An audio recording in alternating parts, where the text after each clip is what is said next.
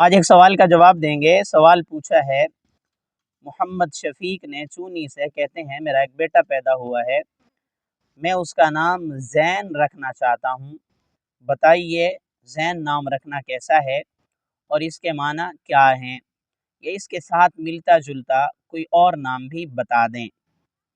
اس سوال کا جواب یہ ہے کہ زین نام رکھنا بالکل جائز ہے، کیونکہ زین کا معنی ہے زیب و زینت والا، خوبصورتی والا، تو اس معنی کے اعتبار سے یہ نام رکھنا جائز ہے۔ اسی طرح زین العابدین، اگر اس کے ساتھ یہ اضافہ کر دیا جائے زین العابدین کا، تو یہ بہت ہی اچھا ہو جائے گا، اور زین العابدین نام رکھنا بھی جائز ہے۔